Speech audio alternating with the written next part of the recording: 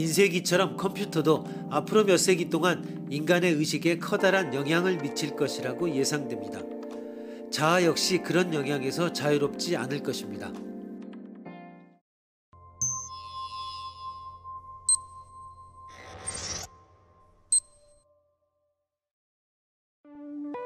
사이버 공간에서 우리는 대화하고 생각을 교환하며 우리 자신이 창조한 인간형이 될 수 있다. 드라마 스타트rek에서 영감을 얻은 상호작용 컴퓨터 게임에서 수천 명의 플레이어들은 은하계 탐사와 전쟁에 참여하는데 주당 80시간가량을 소비한다. 그들은 낭만적인 관계를 맺고 일자리를 구하고 후원자를 모으면서 의식과 축하연을 참석하고 사랑에 빠지고 결혼하는 캐릭터를 창조한다. 내 실제의 삶보다 더 현실 같다. 라고 여성 역할을 했던 남성은 말했다. 이 게임에서 자아는 구성되는 것이고 사회적 상호작용들은 만들어지는 것이다. 또 다른 게임에서 거의 1만 명에 이르는 플레이어는 다른 성과, 정신적, 육체적 특징을 가진 다수의 인물을 만든다. 이들 인물은 인간일 필요가 없으며 제3의 성도 존재한다. 플레이어는 가상의 세계를 건설하는 과정에 초대된 것이다. 따라서 수많은 사람들이 사고방식과 성의 본질은 물론 공동체의 형태와 우리 자신의 정체성이 변화하는 새로운 공간에 접속하고 있는 것이다. 디지털 시대의 자아관을 떠올려보고 이러한 자아관의 장단점을 말해보시오.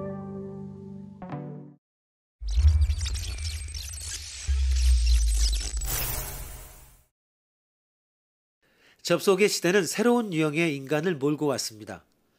바다의 신이자 변화무쌍한 모습을 가졌던 그리스 신화의 프로테우스처럼 새로운 프로테우스 세대의 젊은이들은 전자상거래와 사이버스페이스 세계에서 이루어지는 사업에 아무런 거부감이 없으며 그 속에서 펼쳐지는 사교 활동에도 적극적으로 참여합니다. 그들은 문화경제를 구성하는 수많은 시뮬레이션 세계에 척척 적응합니다. 그들에게 익숙한 세계는 이념적 세계가 아니라 연극적 세계입니다.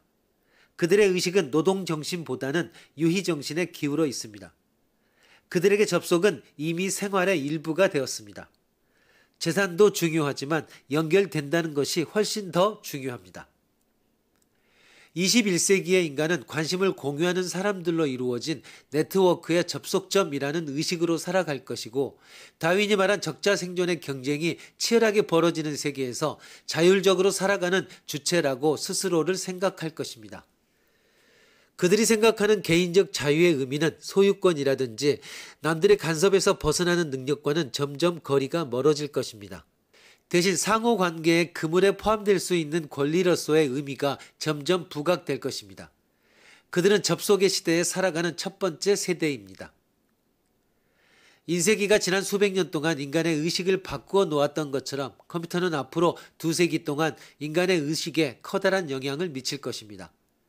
심리학자와 사회학자들은 이른바 닷컴 세대에 속하는 젊은이들의 정신 발달 과정에서 일어나는 변화에 벌써 주목하고 있습니다. 컴퓨터 화면 앞에서 자라면서 많은 시간을 채팅과 게임에 쏟아붓는 점점 그 수가 늘어나고 있는 젊은이들은 심리학에서 말하는 다중인격자에 가까워지고 있습니다.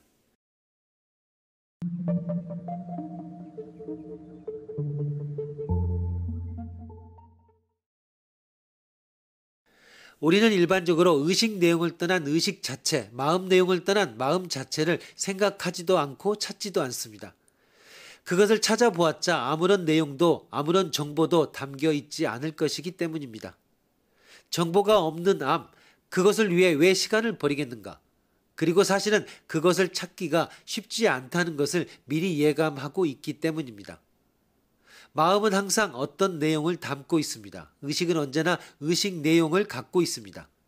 그것이 우리 의식의 지향점입니다. 대상 없는 의식, 내용 없는 의식이라는 것이 어떻게 있을 수 있을까? 의식에서 그 내용을 지워나가 봅시다. 의식의 대상이 희미해져 감에 따라 결국 우리의 의식 자체가 희미해집니다. 그러다가 의식은 멎고 잠에 빠져드는 것입니다.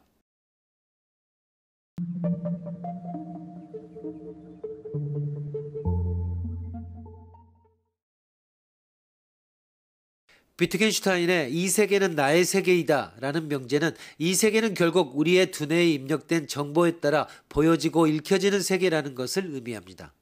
이 세계가 나에 의해 보여지고 읽혀진 세계라면 세계를 보는 나는 어디에 있을까? 세계를 보는 나는 그 나에 의해 보여진 세계 안에 다시 들어갈 수가 없습니다. 나는 세계를 보는 눈으로서 보여진 세계 속 어디에도 없습니다. 나는 단지 세계의 경계일 뿐입니다. 따라서 비트겐슈타인은 세계를 보는 눈은 그 눈 자신을 볼 수 없다라고 말합니다. 결국 마음이 세계를 보지만 마음은 그 자신은 볼 수 없다는 것입니다. 마음의 자기 인식은 불가능하다는 말입니다.